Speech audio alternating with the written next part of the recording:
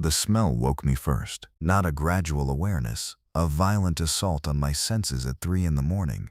I jerked upright in my sleeping bag, gagging. It was rank corruption mixed with wet fur and something ancient, something that shouldn't exist outside of nightmares. My cabin in the deep Appalachian wilderness had no ventilation that night. I'd sealed it tight against the March cold, yet that stench permeated everything. My clothes, my hair, the very air I was choking down. My name is Lucas. I've been a ranger in these mountains for 12 years, and I've never smelled anything like it. I grabbed my flashlight and moved to the window. Nothing but darkness and the skeletal branches of dead oak trees. My property butted directly against federal forest land. Thousands of miles of untouched wilderness where cell service died and rescue was measured in hours, not minutes. I'd chosen this isolation deliberately. After the collapse of my marriage, after the noise and failure of the city, I'd come here to disappear. That smell followed me inside anyway. I opened the door, weapon in hand, a .30-06 that had hung above my fireplace since my first week as a ranger. The night was impossibly cold, my breath crystallizing before my face, the smell intensified outdoors, hanging in the air like a physical presence. It came from the north, from the deep forest where the mountain got steep and the hiking trails ended. That's where I found the first sign. The deer carcass lay near the edge of my clearing, maybe 30 yards from the cabin. But carcass doesn't capture what I saw. The animal, a full-grown buck, had been torn apart with a violence that made my stomach heave. The bones were snapped, not just broken, but shattered from the inside out. Something had compressed the animal with immense force, squeezed it like a child destroying a toy. The antlers lay 10 feet away from the body. But the worst part was what was missing. The meat was gone. All of it. The organs, the muscle, the hide, consumed with a thoroughness that suggested not hunger but need. Desperate, primal need. Only bones and scattered viscera remained, steaming slightly in the frozen air. I stood there for what felt like hours but was probably only minutes, my ranger's mind trying to categorize the impossible. No bear. Bears don't kill like this. Don't strip an animal so completely. No mountain lion, no wolf. This wasn't predation. This was something else. Something that hunted at 3 in the morning. Something that left that smell. I went back inside and didn't sleep again that night. The second day brought clarity and paranoia in equal measure. I'd hiked the trail beyond my property, following the blood trail backward. The snow had melted enough to reveal tracks, but they made no sense. They started and stopped randomly, sometimes appearing to come from above the trees, sometimes disappearing into tangles so thick no animal could pass. When I did find a clear print, my blood froze in my veins. It was too large, too wide, with too many toes. The stride was wrong, impossibly long, the gait of something that didn't walk on 2 legs but could, something that chose not to. I told myself it was exhaustion. Sleep deprivation played tricks. That evening I sat on my porch despite the cold, rifle across my lap. The forest around my cabin had always been beautiful, pristine, silent, peaceful. Now it felt suffocating. Every shadow held intention. Every snap of a branch was a heartbeat away from violence. Around 7 o'clock, the birds stopped singing. I didn't notice at first. The absence crept in slowly, a negative space where sound should be. No sparrows, no crows, no wind whistles through feathers. Just silence that pressed against my ears like water. The trees stood motionless. The world had held its breath. Then I felt it. The sensation of being observed, not metaphorically, not the nervous feeling of a hiker wondering if they're alone. This was different. A weight of attention so intense it felt like fingers on the back of my neck. I spun around, rifle raised. But there was nothing. Just trees and shadows and the oppressive silence. I moved inside, locked every door, checked every window. That's when I saw him. He was standing at the tree line, roughly 200 yards away. At first I thought it was a man, a tall, thin man in a dark coat. But the proportions were wrong. The arms were too long, hanging past where hands should rest. The head was too large, the shoulders too narrow. When he shifted, his gait was jerking, unnatural, like a puppet operated by someone learning the mechanics of bipedal movement. I raised my rifle, but before I could even find the scope, he turned and walked into the forest. Not ran, walked, that same jerking gait, moving between the trees with a confidence that suggested he knew these woods better than I ever would. I fired a shot into the forest. The crack of the rifle was deafening in the silence. The birds started singing again immediately. I had no one to call. No cell service. The nearest town was a 40-minute drive on a mountain road that turned treacherous in spring. By the next morning, I'd convinced myself to drive down, stock up on supplies, find out if anyone else had reported unusual animal activity in the area. The ranger station was closed. The town, a population of maybe 300, felt abandoned. It was a Thursday morning, but the streets were empty. A few cars sat in driveways, but no one was out. I got supplies from the general store, where the clerk, an old woman named Emily with gray eyes that looked at me with something like recognition, rang me up without comment. At the diner, I found a newspaper. Local news, weekly publication. The headline made my breath catch. Livestock missing in Creek County. I read it 3 times. Over the past week, 7 farmers had reported missing livestock. Entire herds, in some cases, cattle vanished from locked pens, sheep gone from fenced pastures. But like my deer, the few remains found had been torn apart, stripped of meat. The article mentioned unusual predator activity and ongoing investigation, but the tone suggested no one had any real answers. One name appeared multiple times: Marshal Jeremiah Cole, County Law Enforcement. The article quoted him saying they were taking the matter seriously and advising residents to remain vigilant. I got the marshal's office address from the clerk and drove straight there. Jeremiah Cole was in his mid-50s, broad-shouldered and weathered, with the careful movements of a man who'd learned not to waste motion. He listened to my story about the deer carcass without interrupting, then leaned back in his chair. "You're the new ranger up in the North District," he said. "Not a question. Since January, you're in a bad place for what's been happening." He pulled out a map and marked it with an X.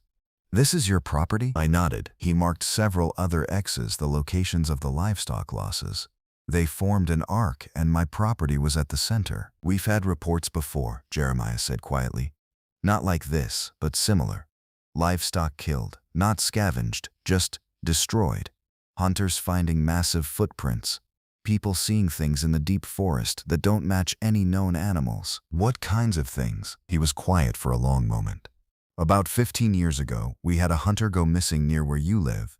Name was Carson Matthews. Found him 3 days later on the mountain ridge, covered in scratches, half-starved, speaking in tongues. He died in the hospital without ever making sense. But before he died, he kept saying one word: Wendigo." My mouth went dry. "That's folklore. That's not—" "I know what it is," Jeremiah interrupted. "I also know what I've seen, and I know the old folks around here take it seriously. My grandmother used to say the Wendigo was drawn to the desperate, the hungry, the ones who'd lost themselves in these mountains. She said it hunted in cycles, maybe decades apart, took what it needed from the land and the people on it." "You don't actually believe that?" "No," he said, "but I also don't have a better explanation." I didn't drive home that night. I drove to a motel outside the next town over, checked in under a fake name, and tried to tell myself I wasn't running. By morning, I'd convinced myself to go back. The ranger position paid the bills. I had nowhere else to go. Whatever was hunting in those mountains, running wouldn't help. The cabin felt wrong when I returned. The doors were still locked, but something inside had been disturbed. Small things. A glass moved on the shelf. My radio turned to a different station. The pantry opened. It was a message. It was saying, "I can enter when I choose." I didn't sleep. I sat in the living room with every light on, rifle loaded, and waited. Around midnight, I heard it. The sound came from above, scratching at the roof.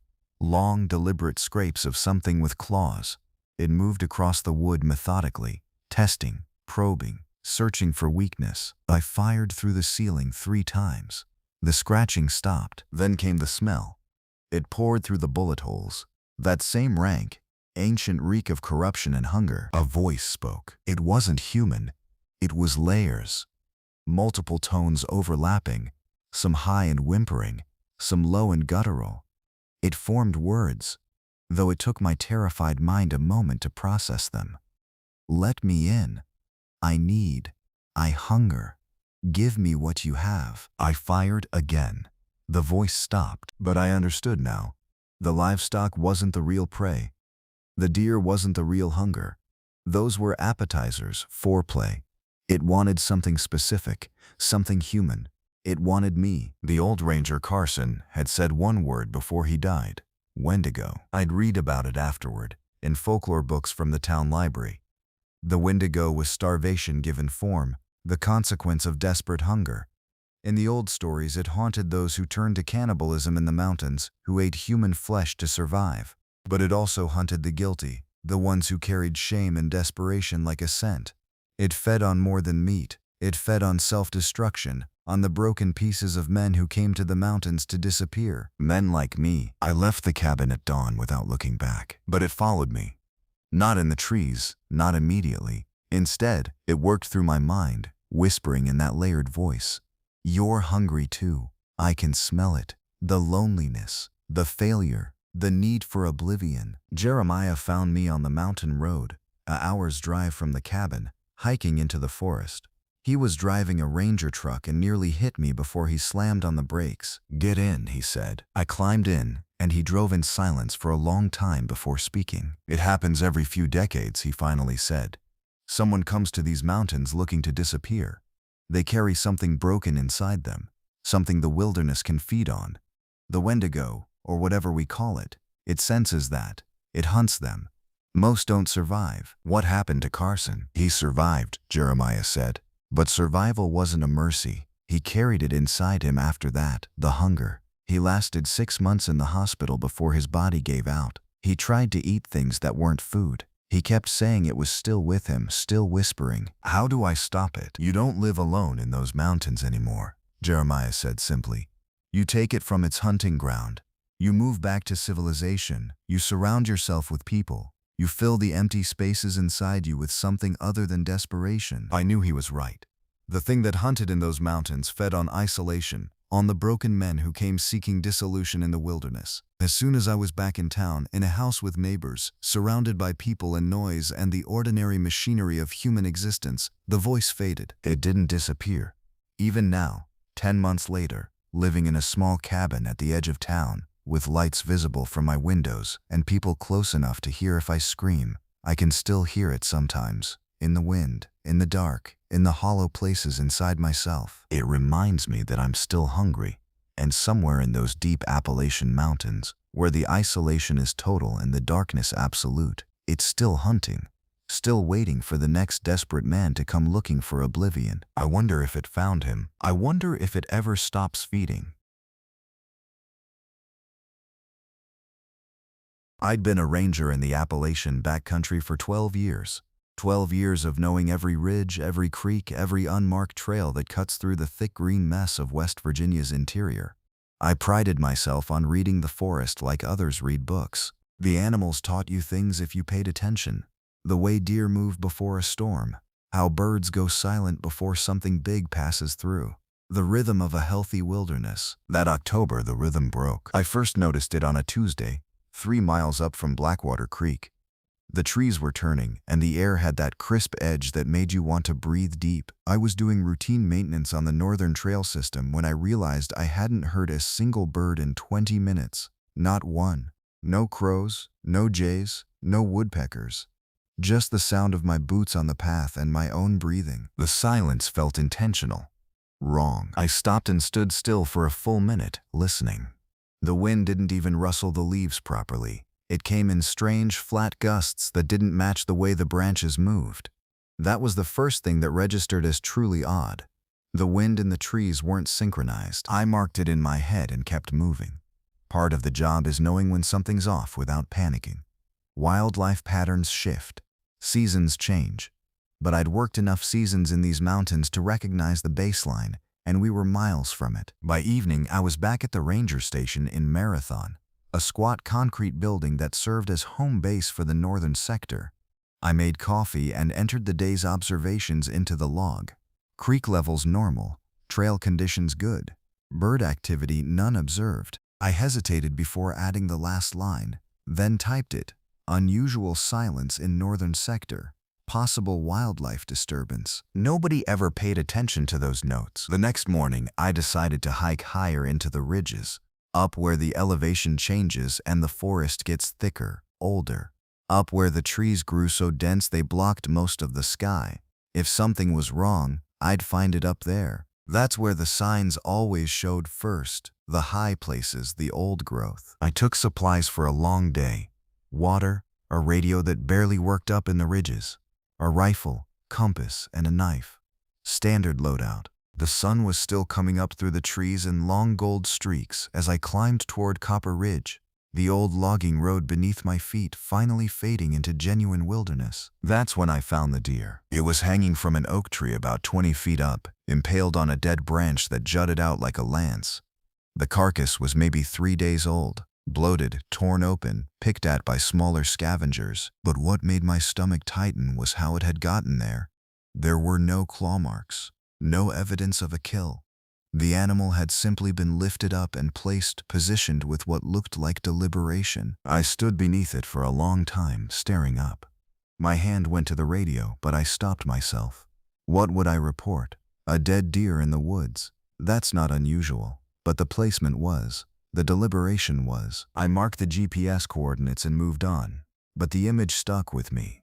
That impaled corpse, limp and broken, hung like a trophy or a warning. By the time I reached the ridgetop, the sun was high and the strangeness had deepened. The forest around me was utterly silent. No insects, no wind, no birds. Just the sound of my own movement and something else underneath it. A low, resonant humming that seemed to come from the earth itself, or maybe from very far away. I couldn't place it. I found the second sign near the ridge crest. A clearing where something large had been moving in circles.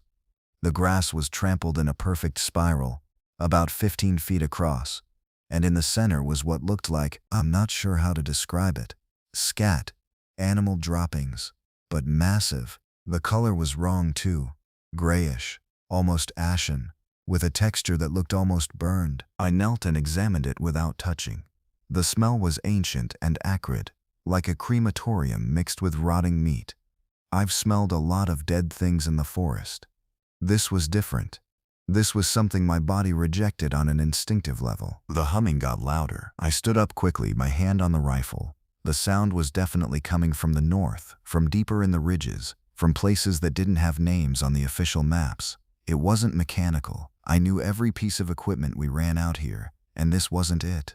It was almost vocal, but not quite. Like something breathing through stone. I turned back toward the station. I made it down the ridges as the light started failing, moving faster than I should have on uncertain terrain.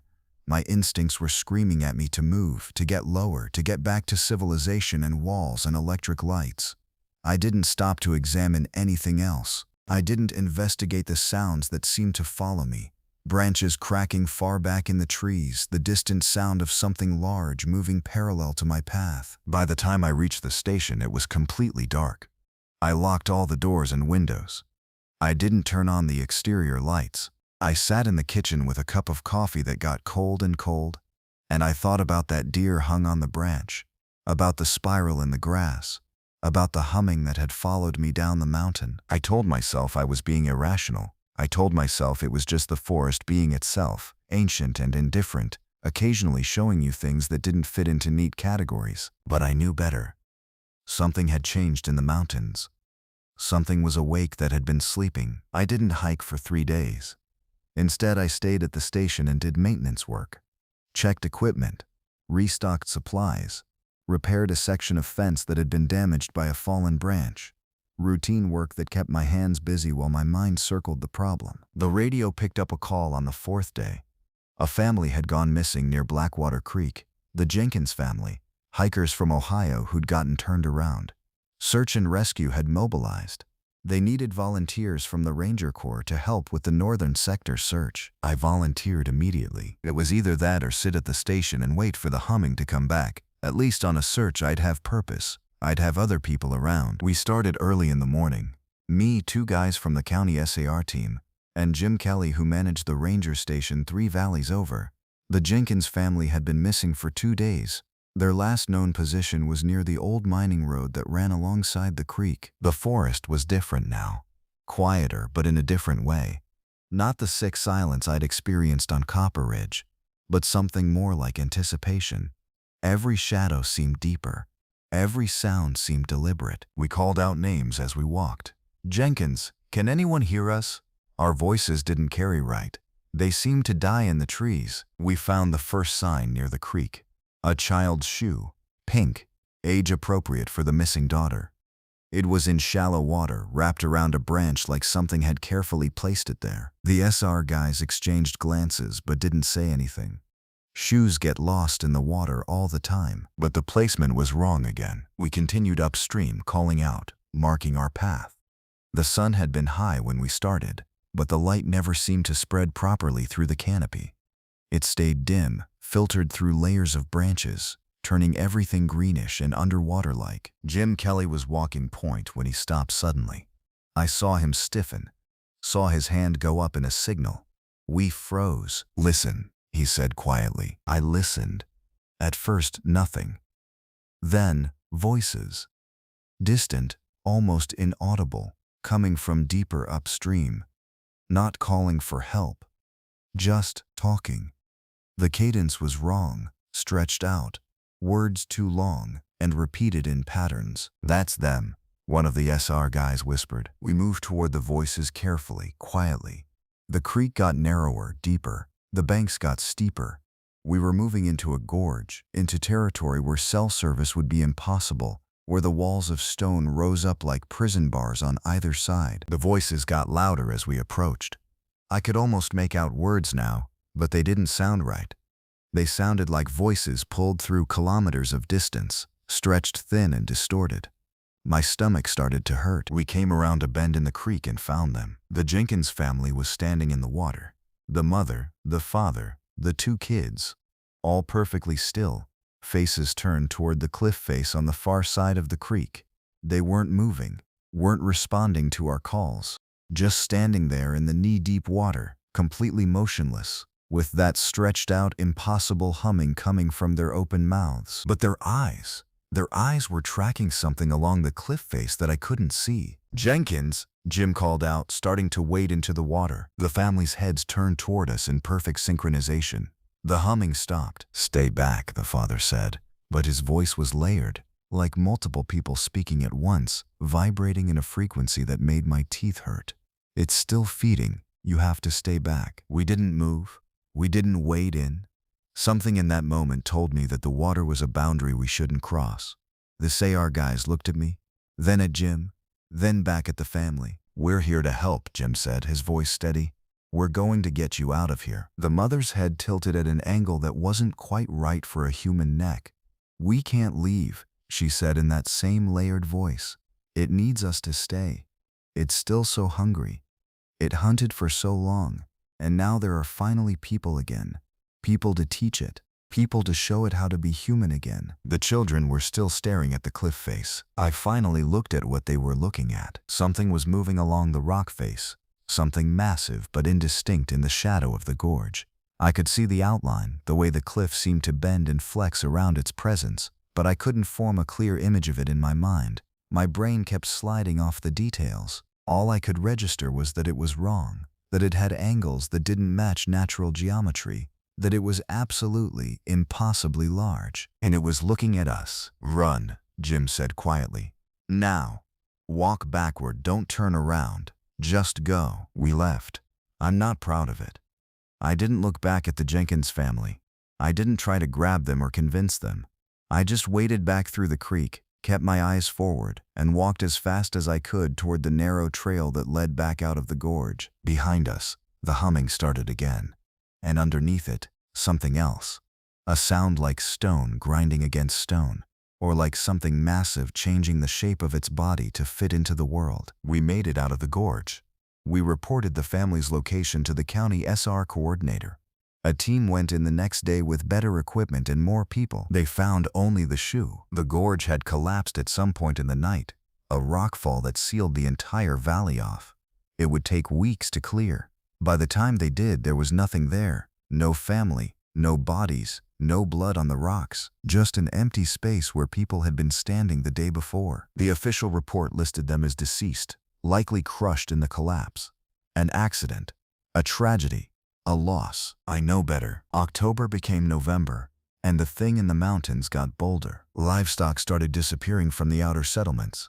Horses, cattle, sheep, all gone from locked barns, leaving behind only that ashen scat and strange spiral patterns in the grass.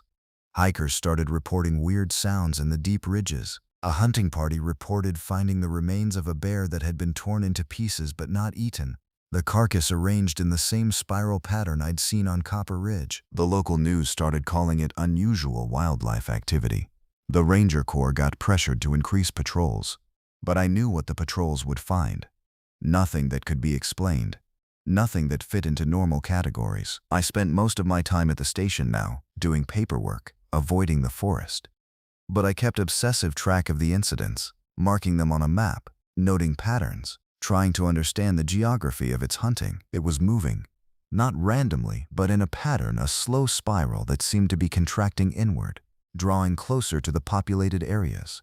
It was testing boundaries, expanding its territory, getting familiar with the human world. One evening, 3 weeks after we found the Jenkins family, I was at the station alone when I heard the humming outside. It started somewhere in the darkness beyond the compound, that same low frequency that seemed to resonate in my chest. My hand went to the rifle before I even thought about it. I turned off the interior lights and looked out the window. At the edge of the property where the fence met the forest, something was moving through the trees. I could see the branches bending away from it, the trunks flexing like they were being pressed aside by something vast. But the thing itself remained invisible, hidden in the darkness and the distance, visible only as the distortion it caused in the natural world. The humming got louder. It was almost pleasant now, almost musical, but there was hunger in it. I could hear the hunger the way you can hear thirst in a person's voice when they ask for water. I went to the gun locker and loaded the rifle. I sat at the table in the dark kitchen, the weapon across my knees, and I waited to see if it would come closer. It didn't. The humming faded back toward the ridges. The distortion in the trees stopped and I was alone again. But I didn't sleep. I sat in that kitchen all night, watching the darkness, listening for the sound that had become the baseline of my life. The next morning, the county ranger from the next station over arrived to do quarterly inspections. Tom Garrett, a big guy, used to the mountains, practical and no nonsense. He looked at me and immediately knew something was wrong. "You look like hell," he said, not unkindly. I told him about the humming, about the sounds, about the things I'd observed in the forest. I told him carefully, rationally, the way a ranger would report unusual conditions. He listened without interrupting. When I finished, he set down his coffee. "You've seen it?" he asked. That stopped me. "What?" "The thing. Have you seen it with your own eyes?" I thought about the gorge, about the impossible shape against the cliff face, about the way my mind refused to hold the image. "Not clearly," I said. "No." Tom nodded slowly. "I saw something," he said. 4 years ago, over in the Pocahontas sector, I was hiking near Gully Bridge. Beautiful country, but old, dense. I went up a ridge to get a vista point, and I found this clearing. Nothing strange about it, just a nice open area. But in the clearing, there were bones, old bones, stacked in this careful arrangement. Ribs, femurs, skulls, all organized like someone was keeping them. He paused to drink his coffee. I reported it, did all the right things. A team came out, logged the site, took some samples. The official conclusion was that it was a natural bone accumulation, animals dying in one place over many years. But those bones, the way they were arranged, it wasn't random. And there was this smell, like a crematorium, I said. He looked at me sharply. "Yeah, exactly like that." "What did you do?" I asked. "I transferred," Tom said. "I requested to move to a lower elevation station, closer to civilization. I told them I wanted to get closer to administrative work. The real reason was I didn't want to go back into those ridges." He looked out the window toward the mountains. "Whatever's in those mountains, it's old. It's been there longer than we have. And it's been waiting. But something's changed. In the last year, I've gotten reports from rangers at 5 different stations. Missing livestock, odd patterns in the wildlife, and hikers seeing things they can't quite describe. It's like it's waking up, or maybe learning." "Learning what?" I asked. "How to hunt us," Tom said simply. "How to understand humans again." I found the first body on November 15th. It was a hiker, a young man from Charleston who'd set out 3 days earlier to do a ridge walk. His body was at the bottom of a ravine on the eastern slope, maybe 4 miles from the main trail. He'd been reported missing by his family when he didn't return, and I was part of the initial search team. What made this body different from the Jenkins family, from the livestock, from all the other signs? It was intact, and it had been arranged. The body was positioned in the center of a spiral pattern, identical to the ones I'd seen before, but on a larger scale, maybe 40 feet across, marked out in stones.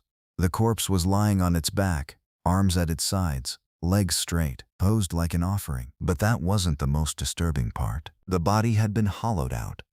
The rib cage had been carefully removed, leaving the cavity clean and precise. The internal organs were gone. But, and this was what made my hands shake, there were markings inside the cavity. Carved into the bone of the spine were patterns, symbols, lines that seemed to follow some kind of logic I couldn't quite grasp. It was trying to understand the human form, trying to map it. The county medical examiner came out and took samples.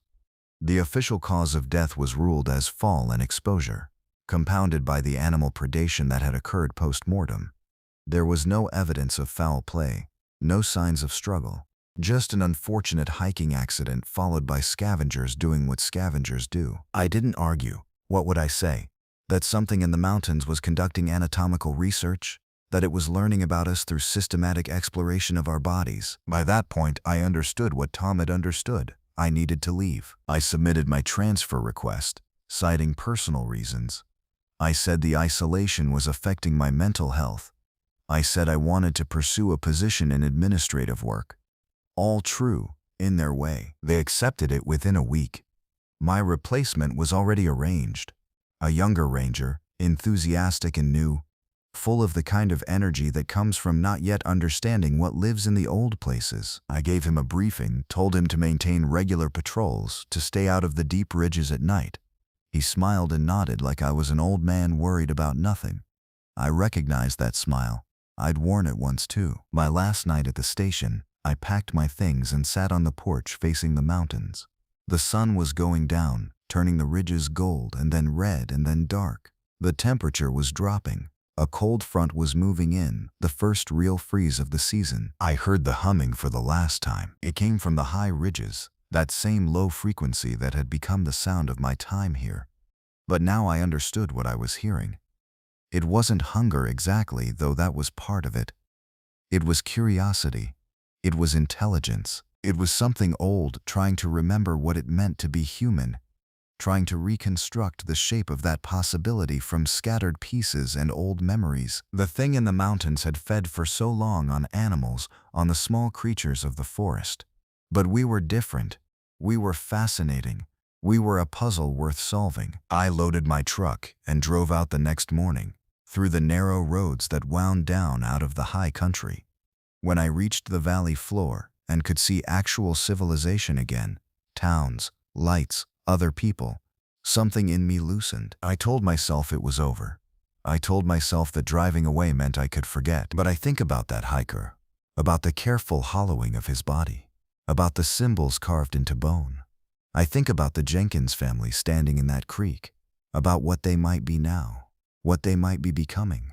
I think about my replacement, out there alone in the station, listening to the mountains at night. And I think about how the humming sounded almost happy. 6 months later, I got a call from Tom Garrett. They found another body, he said without preamble. I was in my new office in Charleston, filing paperwork for the administrative division. The call made my chest go tight. Where? I asked. Near where my station is, Pocahontas sector. Another hiker, another setup like the one you found. I knew what he meant. Another spiral, another hollow body, another message carved into bone. They're analyzing it, Tom continued. They say the carvings are consistent with carved symbols found in various historical contexts. Pre-Columbian, they're suggesting, or maybe even older. They're bringing in specialists. What do they think it means? I asked, though I already knew. That's the thing, Tom said. The symbols are starting to form a pattern. If you look at all three bodies, the hiker, the one I found back at my station, and this new one, and you map the location where they were found, they form a line that points somewhere specific. Toward what? Toward the deepest part of the mountains. The places we don't go. The places where the old ridges haven't been mapped properly. Whatever's doing this, I think it's leaving a trail. Like it wants to be followed. I didn't respond to that. Tom continued. There's something else. The specialist they brought in mentioned that the symbols match some historical cave carvings found in the region. Really old. Like pre-contact old. And they match accounts from Appalachian folklore. The old stories about things in the mountains. Things that hunted our ancestors. The Wendigo, I said quietly. Yeah, Tom said. That's what they're calling it in the local news now. Or at least that's what people on the forums are calling it. The official channels are still being careful about language, but they know what it is. The Wendigo. The hunger spirit. The thing that learned to walk like men. That could look human if the light was right. That understood our language and our shape, but never quite the meaning behind them. The thing that had watched human civilization encroach on the mountains for centuries, waiting for the moment when there were enough of us to be interesting again. What are you going to do? I asked Tom. Probably the same as you, he said. Keep working, keep living, pretend it's someone else's problem. But I wanted you to know, because I think this is just the beginning. After he hung up, I sat in my office for a long time, looking out the window at the city.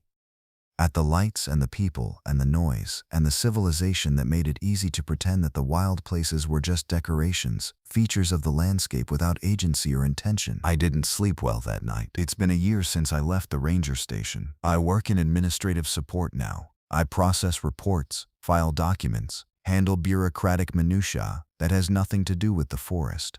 I live in a house in the city. I have a job that ends at 5 o'clock. I've built a life of normalcy and distance. But I still track the reports. There have been 7 bodies found in the past 12 months, all arranged in spirals, all hollowed out and marked with those same symbols. The pattern they form is becoming clearer. A line, yes, but also something more complex. A spiral itself, echoing the patterns it leaves in the grass and in the bones of animals. It's a message written in human remains, and the message is pointing inward, toward the heart of the mountains. The news channels have started reporting on it. They call it a serial killer, though that explanation doesn't quite fit the evidence. The symbols don't match any known criminal signature. The method is too precise, too alien. They've brought in federal agencies. They've set up task forces. They've suggested everything from a cult to coordinated wildlife activity to copycat crimes. Nobody wants to admit what it really is. Nobody wants to acknowledge that something old and intelligent is slowly introducing itself to our civilization, working out the mechanics of our bodies and our minds, learning how to integrate itself into a world that almost forgot it existed. Last week, I received a letter, no return address, postmarked from a small town at the edge of the Appalachian region. Inside was a single page, handwritten, the words sprawling across the paper in careful, almost childish script. You know what I am. You heard me sing. You understood the hunger. Come back to the mountains. Come back and help me learn. Come back and become part of the pattern. I didn't recognize the handwriting, but I recognized the feeling behind it. The intelligence, the patience, the terrible ancient hunger. Some nights I stand at my window and listen for the humming. It's too far away to hear, carried by distance and the barrier of civilization. But I know it's there. I know it's calling. And I know that one day when the curiosity becomes strong enough, when the learning is complete, it will come down from the mountains, and it will wear a shape that looks almost human. I keep the letter in a drawer in my desk, next to the maps of the hiking trails I used to patrol. I look at it sometimes when I'm alone, when the city sounds fade and I'm just me and my thoughts and the knowledge of what's waiting in those old, dark ridges. Sometimes late at night I think about responding. I think about driving back up into the mountains, parking at the old ranger station, and walking up into the high country where the humming is loud and clear and constant. I think about what it would be like to finally understand, to finally see it clearly, to become part of the pattern that's been carved into bone and stone and the cold earth of Appalachia. But I don't. Not yet. Not while there's still the possibility of pretending that the ordinary world, the world of offices and paperwork and city lights, is real. The humming can wait. It's been waiting for centuries. It can wait for me. I found the cabin on a Tuesday in late October, its door hanging open like a mouth frozen mid-scream. That should have been my first warning. As a park ranger for the Monongahela National Forest, I'd hiked every trail within 20 miles of my district, but this structure had never appeared on any maintenance list or park records. It simply existed, forgotten in a fold of the Appalachian landscape where the mountains seemed to swallow up civilization whole. The walls were constructed from dark timber that had turned nearly black with age, and the windows, what remained of them, looked like empty eye sockets staring into the endless green that pressed in from all directions. The wind that October afternoon moved wrong. It didn't blow around the trees like normal wind. It seemed to move through them, carrying a sound that wasn't quite a whistle. I'd been tracking a reported bear sighting in the area, moving deeper into the territory than I usually ventured alone. My radio had crackled static for the last hour. No signal. Not unusual, but the silence felt deliberate somehow. I should have turned back. My supervisor, Marcus, always said that instinct was a ranger's best tool. He was right about most things, but I was curious. That was my real weakness. The kind of curiosity that makes a man ignore the warning signs nature puts in his way. The cabin's interior smelled of rot and something else, something ancient. Old newspapers covered the floor, their headlines dated to the 1970s. Pictures and articles about missing hikers, disappeared families, search efforts abandoned when bodies were never found. I remember one headline clearly: "Third disappearance in Black Rock Hollow. Search called off." I didn't know then that Black Rock Hollow had a name for a reason, or that some places earn their silence by swallowing every scream that echoes through them. The cabin contained almost nothing. A collapsed table, a chair with 3 legs, and in the corner a leather journal. I shouldn't have opened it. Every instinct I possessed, that same instinct I'd ignored about the cabin, told me not to touch it. But I did. I was a ranger, trained to document everything, to investigate. That training became a coffin of my own making. The journal entries were recent. The handwriting grew progressively wilder, more frantic as the pages turned. Day 8. Can't stop hearing it outside. The singing. It's not a voice, it's something else. Something that knows every sound a throat can make. I think it's been following me since the trail junction. Day 12. Found meat outside. Raw, but I didn't hunt it. The fur doesn't match anything I know. The smell. Day 15. It came to the window last night. I saw it. Not all of it. Just part of it. The way it moved. The way it bent. Nothing should bend that way. I barricaded the door with the table. It's still out there, waiting. I can feel it waiting. I think it's hungry. I think I know why the others never left. The final entry was written in what I hoped was just dark ink, though something in my gut suggested otherwise. It came through the wall. The wall. How through the wall? The writing trailed off into scribbles and scratches. I left the cabin then, journal in hand, my ranger's professional concern overriding any remaining sense of caution. I needed to report this. I needed to contact the state police, needed to get a search team organized. Missing hiker, presumed dead. Standard procedure, nothing more. But as I walked back down the mountain trail, the light dying behind the western peaks, I realized something that made my blood freeze colder than November air. The path back to my truck wasn't where I'd come in. I've been walking these mountains for 12 years. I know their rhythms, their patterns, their mercy and cruelty. You don't survive 12 years as a ranger if you don't develop an instinct for direction. But everything felt reversed. The sun was setting in the wrong place. The trees grew in configurations I'd never seen before, though I'd walked through these forests 100 times. That's when I first heard it. Not footsteps, not the sound of an animal moving through brush. It was something else entirely, a sound like wind through a throat that had never been meant to sing. It started high, almost like a woman's voice, then descended into frequencies that seemed to vibrate in my bones. It echoed through the trees from every direction at once, and I couldn't pinpoint where it came from. The trees themselves seemed to carry it, passing it along branch to branch like gossip in a small town. I walked faster. I wasn't running. Not yet. Rangers don't run from the woods. We stand firm. We maintain control.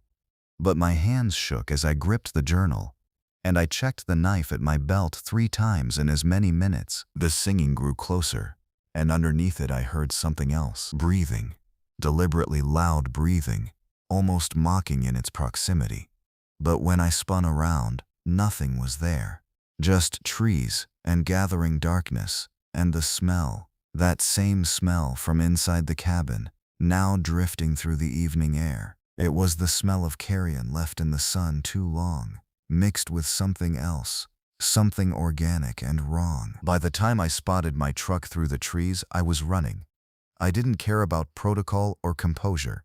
The sound behind me had grown so loud it seemed to shake the very air, and the thing I heard in that sound was hunger. Ancient, patient hunger that had waited in these mountains since before the logging roads came, before the rangers, before anybody had the audacity to walk through their forests. I threw myself into the truck cab and locked the doors. My hands were shaking so badly I could barely get the key into the ignition. The engine roared to life. Thank God it started. And I sprayed gravel as I wheeled back toward civilization. In the rearview mirror I saw nothing, just trees and darkness. But I felt it watching me all the way down the mountain, felt its hunger like eyes on the back of my neck. I didn't sleep that night. Back at my ranger station, the concrete block structure that served as both office and living quarters, I should have felt safe. I had walls, electricity, a working radio that connected me to the world beyond the mountains. But the walls felt thinner that night, and I found myself checking the locks every few minutes like a nervous habit. The journal sat on my desk under the fluorescent lights, and in the harsh glow, I could see the entries more clearly. The handwriting belonged to someone named David Kerrigan. I used my computer to run a search, and what came up made my chest tighten. David Kerrigan, 31, reported missing from Monongahela National Forest in September. Search called off after 2 weeks. Presumed dead of exposure or accident, though no body was ever recovered. The journal entries spanned nearly a month after his disappearance report, which meant David had been writing in that cabin for weeks after people stopped looking for him, after the search helicopters had gone home, after his family had stopped calling the sheriff's office daily, after everyone had accepted he was gone. But he hadn't been gone. He'd been waiting. I read through the earlier entries, trying to reconstruct what had happened. David had been a photographer, according to the newspaper clipping I found online. He'd come to the Appalachian wilderness for what he called a spiritual retreat, a chance to capture nature in its pure form. His blog showed stunning photographs, mountains at dawn, wildlife in their natural habitat, moody forests. The last post was dated 3 weeks before his disappearance, and it mentioned finding a remote cabin in Black Rock Hollow, a location he described as untouched by time, unchanged by the modern world. The early entries in his journal were optimistic. The cabin is perfect for my work. The light through the trees creates these incredible shadows. I've never felt closer to the true essence of the wild. Something lives here, in this place. Not animals, something older, something that breathes with the mountains themselves. But around day 4, the tone shifted. Found tracks today. Large but not bare. The gait is wrong, too long of a stride. And the pattern, they walk on 2 legs. At least, sometimes they do. Other times the tracks suggest something that doesn't have a fixed number of limbs. Doesn't matter. I'm seeing patterns that aren't there. The isolation is getting to me. By day 7, David was documenting something that terrified him. It's singing. I thought it was wind at first, but it's not. It's intelligent. It's testing sounds, trying different pitches. Yesterday it mimicked a hawk's cry so perfectly that I ran outside expecting to see one. Today it tried to copy my voice. It did a perfect impression of me calling out, "Hello, who's there?" I didn't respond. Whatever it is, I don't think I should speak to it. It's still out there. I can hear it moving through the trees. The sounds it makes, it's like it's laughing at me, at my fear, at the fact that I'm trapped in this cabin and it's trapped outside, both of us locked in this place. Why doesn't it just leave? Why doesn't it wander back into the deep forest where it came from? Unless it can't. Unless something about this place, about me, has changed the equation. Unless I'm what it's been waiting for. I set the journal down and rubbed my eyes. Exhaustion pulled at the edges of my consciousness, but sleep felt impossible. It was now past midnight, and the ranger station had never felt smaller. Every sound from outside made me tense. The wind rattling the windows, an owl calling from the ridge, the occasional car passing on the distant highway. Around 3 a.m., I made coffee. Black, strong, the kind that tasted like survival. I sat at my desk and forced myself to read the rest of David's entries, needing to understand what had happened, needing to know what I was dealing with. The entries became increasingly desperate. David had tried to leave the cabin on day 13, but something had prevented him. He didn't describe what, only wrote, "It won't let me pass." When I tried to walk down the trail, the forest simply shifted. I walked for what felt like hours and ended up back at the cabin. The mountains rearranged themselves, or maybe I'm insane. Maybe the isolation has finally broken something in my mind. But I don't think so. I think this place, this pocket of the Appalachians, operates under different rules, and I don't think I'm the first one to discover it. In the margins of several pages, David had sketched something. The drawings were crude, frantic, but unmistakable. They showed a shape, tall, impossibly thin, with too many joints in its limbs. The head was massive, with a mouth that opened far wider than any human mouth should. In some sketches, antlers curved from its head. In others, what looked like teeth lined multiple jaws. One sketch was labeled in shaking handwriting. What I saw at the window, half of it, only half. The rest is still out there. The final entries were barely legible. I understand now. The hunger has a name. The old people who used to live in these mountains, before the settlers came, before the logging, before the roads, they knew about it. They left warnings carved into certain stones, songs they passed down. The Wendigo, the hunger that walks on two legs. The thing that doesn't hunt like an animal hunts. It hungers differently, it feeds differently, and once you've seen it, once you've looked into its eyes and it's looked into yours, it never lets you go. It marks you. It owns a piece of you. That's what David Kerrigan discovered too late. I'm not David Kerrigan anymore. I haven't been for days. It borrowed my thoughts, my voice. It learned how I move, how I speak, what makes me human, but I can feel myself fading. There's less of me than there was yesterday. I think that's how it feeds. Not on flesh, on essence, on the fundamental understanding of who we are. It pulls that out of us slowly, learning it, tasting it, before it discards what remains. The final pages were strange. Some sections seemed written in David's hand, others in writing that appeared to be trying to mimic his hand. The words dissolved into nonsense, and then into that final line I'd read in the cabin. It came through the wall.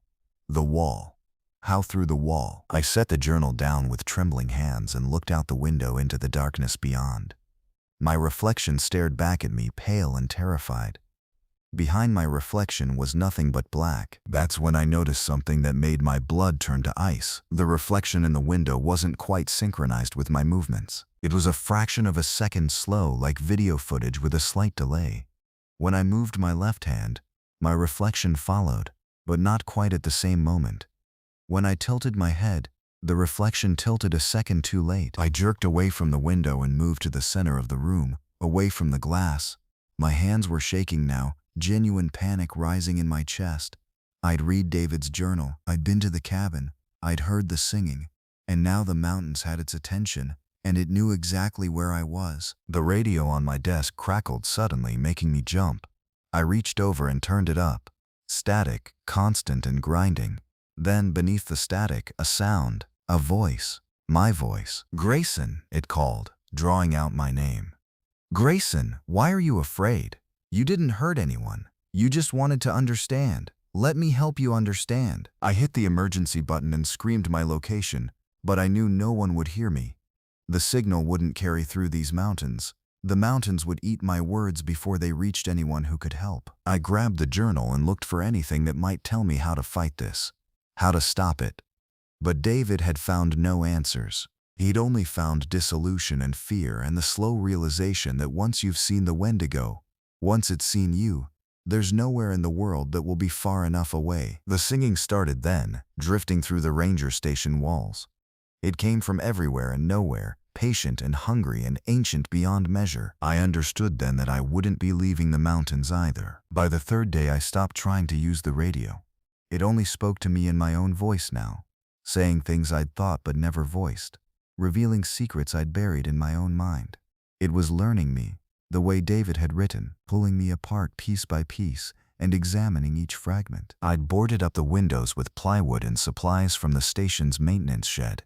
The doors were locked and barricaded, but the cabin, it could be sealed, the mountains could be closed off, but there was no way to block out a thing that didn't move the way things were supposed to move. On the evening of the third day, I found wet footprints on the office floor. They appeared inside the barricaded room, nowhere near the doors or windows. The prints were unlike any footprints I'd ever documented. Too large, with too many toes. The nail marks suggested claws, but they were arranged in patterns that suggested something far more intelligent than any animal's track. These were the marks of something that understood anatomy and geometry, that was conscious of the pressure distribution needed to walk upright through a human structure. The footprints led from the center of the room to my desk, where David's journal lay open. That's when I knew for certain what I'd been denying since the cabin. This wasn't a wild animal that had somehow trapped David. This wasn't folklore or superstition. This was something real, something that had learned to exist in the spaces between human knowledge and human fear, something that had been in the Appalachian Mountains for longer than anyone living could measure, feeding on solitude and the particular vulnerability of people who ventured too deep into the wild. I packed a bag. Food, water, the journal, my ranger credentials, and my knife. If I couldn't stay here and the mountains wouldn't let me leave in any normal fashion, then I would go deeper, deep into the places where the map runs out and logic breaks down. Deeper into Black Rock Hollow itself. Maybe there would be answers there. Or maybe there would be peace and understanding. The hike started at dusk. I'd planned my route carefully, moving toward the oldest part of the park, the section that predated the official preservation efforts by centuries. These were the truly wild mountains, where logging companies had abandoned their operations halfway through because the terrain was too treacherous, the land too resistant to human exploitation. The weather turned as I walked. October had lingered long this year, but now November asserted itself. The temperature dropped and fog rolled in from the hollows, so thick I could barely see 10 feet ahead. The path became treacherous with loose stone and tangled roots. More than once I nearly fell. More than once I wondered if falling might be better than continuing forward. The singing followed me, but it had changed. It no longer attempted to mimic human sounds. Now it was purely itself, a harmony of frequencies that seemed to operate outside normal sound, vibrating in my chest cavity rather than my ears. There was something almost beautiful about it, in the way that a sunset on the edge of a cliff is beautiful. It called to something deep in the animal part of my brain, the part that understands hunger and emptiness. By midnight, I'd reached the heart of Black Rock Hollow. The place was exactly what its name suggested, a depression in the mountains where the stone had turned black with age and moisture, and no light seemed to penetrate.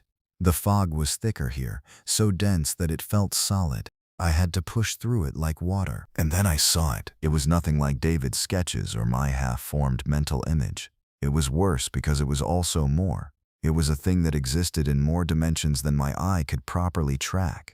When I looked at it directly, it seemed like an impossibility. Too thin, too tall, joints bending in directions that hurt to watch. When I looked away and caught it in my peripheral vision, it seemed almost normal, almost like a man. When I closed my eyes and just listened to it, I could swear it was something else entirely. The Wendigo moved toward me with a gait that suggested it had remembered how to walk like a biped very recently. Its head turned at an angle that would have broken a human neck. It studied me the way a craftsman studies wood before carving. "Grayson," it said, and this time the voice came from something with an actual mouth. "You came to understand." I couldn't speak. Fear had locked my throat and turned my thoughts to static. "The others didn't," it continued. "They came to run. They came to hide. You came to learn. That's different. That means you might survive this next part. Not alive, perhaps. Not in any way you understand, but a part of you might persist. David persists. He's still in here." It tapped a claw against its chest, a horrible, intimate gesture. "He speaks sometimes, in languages that haven't been spoken in 3,000 years, in sounds that correspond to concepts humans haven't invented words for yet. Would you like to hear him?" And then it opened its mouth, and from that mouth poured forth every voice I'd ever heard. David's, yes, but also others. Countless others. Hundreds of people. Thousands maybe. All layered over each other, creating a sound that was closer to screaming than singing. I ran. I don't remember the retreat. My mind had broken that moment into pieces that don't fit back together properly. I remember running through fog so thick it choked me. I remember stones cutting my hands and face. I remember the sound pursuing me, never quite catching up but never falling behind either. When I collapsed at dawn, I was back at the ranger station. The Wendigo didn't follow me inside. But it didn't need to. It had already been inside. It would always be inside now. The authorities found me on my doorstep on the 4th morning. Search and rescue had been called in by my supervisor when I missed my scheduled check-in. What they found was me, half-starved, dehydrated, barely coherent, surrounded by the boarded-up windows and locked doors of the ranger station. The journal was in my hands, open to the final entries. The state police brought in a psychologist. Not a phrase I'm allowed to write in reports, but a professional trained in trauma evaluation. I told her everything. I knew how it sounded. Crazy, disconnected from reality, the product of an isolated mind breaking under strain. She nodded sympathetically and made notes. But then she asked about the journal. David Kerrigan's journal was evidence. They'd need to keep it, analyze it, determine if it was relevant to the missing person case. I wanted to refuse. The moment they took it, I understood they would find inconsistencies. They would search for David and eventually they would find his body, or part of it, and the official narrative would crystallize around an accident, an unforgiving landscape, a man lost to the elements. The truth would be filed away as the paranoid imaginings of a broken mind. But I was wrong about that part. When the forensic team examined the journal, they discovered something interesting. The handwriting analysis showed that multiple people had written in it. But more than that, chemical analysis of the paper and ink revealed something impossible. The journal contained entries that predated David Kerrigan's birth. There were notations dated to the 1890s, to the 1830s, to centuries before the paper could have been manufactured. The psychologist's theory changed. No longer was I a man suffering from a stress-induced breakdown. Now I was a man who had discovered an artifact of historical importance and had experienced psychological symptoms as a result of prolonged isolation with an unsettling object. It was a kinder explanation but also a more dangerous one, because it meant the authorities started to take the other elements seriously. The missing person angle. They organized a proper search expedition to Black Rock Hollow. I begged them not to go. I pleaded with my supervisor, with the sheriff, with anyone who would listen. But I'd already been marked as unreliable, and my warnings carried all the weight of a child's plea to avoid going into the dark basement. The search team consisted of 12 trained professionals, rangers, state police, emergency responders, all experienced, all confident that the wilderness held no secrets they couldn't uncover. I watched from my ranger station as they prepared. I watched as they drove up the mountain road, heading toward the hollow that had claimed David and so many others. And I waited for them to come back. They didn't. By the next morning, the operation expanded. Helicopters, additional teams, search dogs. The mountains were combed systematically. Every trail, every hollow, every cave was examined. They found nothing. No bodies, no equipment, no signs of distress. It was as if the search team had simply ceased to exist at the moment they entered Black Rock Hollow. The official report noted that there was evidence of a collapse or ground instability in the area. A sinkhole, perhaps, or a sudden geological shift. Bodies would be difficult to recover given the terrain. The search would be called off when winter weather made further operations untenable. The Wendigo had fed 12 people at once. I wondered if David was happy about that. If he was still in there, experiencing all of it, or if he'd finally dissolved completely into whatever the creature had made him into. The psychologist visited me again after the search team's disappearance. She looked shaken. I don't think she'd believed the journal was real before that. But 12 missing people changes the equation. I need you to tell me everything, she said. Exactly what you experienced. Everything the creature told you. Every detail. I did. I told her about the Wendigo, about the way it moved, about the voices in its mouth, about the hunger that wasn't hunger in any normal sense, about the way it studied me like I was a book it was learning to read. Is it still here, she asked. Can you feel it? I could. That was the truth I'd been avoiding. The Wendigo hadn't left. It had come inside with me, or I had carried a piece of it inside when I ran. Sometimes I'd catch my reflection in a window and it wouldn't be synchronized with my movements. Sometimes I'd hear my own voice saying things I hadn't thought yet. And sometimes, in the moments before sleep, I'd feel something vast and ancient turning its attention inward, using my eyes to look at my own mind. It's learning what I am, I said. The way it learned David, the way it learned all the others. But it's being patient with me, slower, as if I've amused it somehow. As if our initial meeting established something different between us than what it had with the search team or David. Why? The psychologist asked. Why would it treat you differently? I think I knew the answer, but I wasn't ready to say it out loud. Winter came early that year. By late November, snow had already blanketed the mountains, and the ranger station had taken on a quality of isolation I'd never experienced before. The roads were still passable, but just barely. Emergency supplies were my lifeline. I continued my duties as ranger, but my work had changed. Where I once patrolled the trails and maintained the infrastructure of the park, now I spent most of my time cataloging the journal, documenting my experiences, trying to create some kind of record that might warn others or explain what had happened. The psychologist came less frequently now. The official stance seemed to be that I was a victim of circumstance rather than a suspect or a malfunctioning mind. The search team's disappearance had been classified as a tragedy related to geological instability. My warnings about the Wendigo were noted and filed but not taken seriously. How could they be? The world doesn't have room for creatures that exist outside the normal rules of nature. But the mountains knew better. I started noticing changes in myself that were subtle at first. A word on my tongue that I didn't remember learning, a memory of a place I'd never been, described in perfect detail, a lodge in Canada, a winter camp, the taste of raw meat when I was desperately hungry. These weren't mine. They belonged to someone else. Several someone else's, perhaps. My reflection continued to lag behind my movements, but the delay was growing shorter. Soon, I thought, my reflection would move on its own. Soon my reflection would move while I stood still. On December 1st, I documented what I believed would be my final entry in my own personal log. I can feel it almost constantly now. The presence behind my eyes, looking out through them. David was right about one thing. It doesn't kill the body so much as it displaces the person. You're still here, trapped in a meat puppet, watching things happen through your own eyes but unable to direct the actions anymore. I think that's worse than death. There's a pattern to the other missing people. I've been reading through the decades of records in the ranger station archives, and there are consistent clusters of disappearances in the Appalachian region.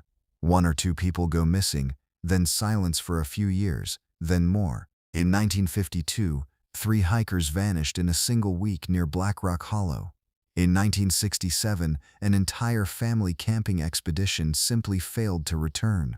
In 1994, 5 people, 2003, 2, 2015, 4. The pattern suggests that the Wendigo hunts on a cycle. It feeds when the hunger becomes unbearable, but the hunger takes time to build. Every person it consumes might buy it several years of satiation, which means we're in a cycle now. Having consumed 12 people just weeks ago, it might not hunt again for years. Unless its attention has been drawn to something it wants more than simple feeding. I think it wants me to understand something. All the others, David, the search team, all the victims through the decades, they were food. But I'm something different. I came voluntarily. I came seeking knowledge. That might make me valuable for something beyond consumption. If I'm right, then I need to be ready for what comes next. The Wendigo doesn't speak in words very often anymore. It's moved beyond language. It communicates in sensations now. Hunger, cold, the pressure of watching eyes, the feeling of being unmade and remade in service of something larger than yourself. Tomorrow, if I can muster the courage, I'm going back to Black Rock Hollow. I'm going to face it directly, not to fight it, not to run, but to understand. If I'm going to be consumed, if I'm going to be transformed into whatever David and the others have become, then I want to do it with full knowledge of what's happening. The mountains made me a ranger to protect them. Perhaps it's time I listened to what they're really trying to tell me. I ended the entry there. That night, I couldn't sleep. My reflection stared at me from every reflective surface. Windows, glasses of water, polished doorknobs, and in each one, I could see it falling further behind my movements, until finally, around 3 a.m., the reflection simply stopped responding to me at all. It moved independently, mimicking ranger duties I'd done 1,000 times before. It made coffee, it checked the equipment, it walked to the window and stared out into the snowing night. I was still in my body, but the access had been revoked. I was a passenger watching my own hands perform actions I didn't direct. When my reflection turned and looked at me with eyes that weren't quite mine, I finally understood what the Wendigo had intended from the beginning. The hike to Black Rock Hollow took place on a night when the snow was falling so thickly that the world seemed to be dissolving. My body moved with confidence, following a path that I didn't consciously choose but somehow recognized. The Wendigo's presence in my mind was no longer subtle. It was a constant tide of attention, intelligence, purpose. David had been right about one crucial thing. The creature didn't actually hunger for flesh. It hungered for understanding. It consumed not bodies but the essential spark of what makes a person comprehensible to themselves. By the time I reached the hollow, I understood that I was still Grayson. I was still thinking, still feeling, still experiencing existence. But the Grayson I was had become something pliable, something that could be bent and shaped into configurations that served other purposes. The Wendigo waited at the center of Black Rock Hollow, and this time I could see it clearly. Not because my eyes had changed, but because my mind had expanded to perceive it in more than 3 dimensions. It was beautiful in a way that transcended physical form. It was the hunger of the mountain itself, given shape and movement. It was every displaced tribe that had fled these lands, every hunter who had pushed too far into the wilderness and never returned, every person who had ever looked into the face of something ancient and understood their own cosmic insignificance. It opened its mouth and began to sing. The voices that emerged were the sum of everyone it had ever consumed. I heard David clear and present, his tone no longer frightened but transcendent. I heard the search team members, their voices layered in harmonies that shouldn't exist. I heard the family from 1994, the hikers from 1952, the countless others whose names had been forgotten but whose essential selves had been preserved and transformed. And then it reached into my mind and began to pull. It wasn't painful. That's the part that's difficult to explain. It should have been agony, but instead it felt like finally being understood. Like every moment of my life suddenly making sense, like coming home to a place I'd never seen but had always known existed. The creature pulled out the memory of my first hike as a ranger, fresh out of training, terrified and exhilarated by the responsibility. It pulled out my love for these mountains, their beauty and cruelty. It pulled out my grandmother's face, the way she'd smiled at me when I told her I was going to be a ranger. It pulled out every kindness I'd ever received, every moment of genuine connection with another human being, and it kept all of it. It didn't destroy those memories. It integrated them, preserved them, made them part of a vast collective consciousness that was ancient beyond measure. I felt myself dissolving but not disappearing. I was being absorbed into something larger. I was becoming part of the Wendigo's permanent voice. My perspective and understanding added to the chorus of all the others who had come before me. The last thing Grayson experienced as a separate entity was profound clarity. I understood in that final moment why David had come willingly to the cabin, why the search team had walked toward the hollow despite the warnings. We hadn't been victims stumbling toward danger. We had been seekers who had finally found what we were looking for all along. The transformation took hours or perhaps seconds. Time had become a meaningless concept.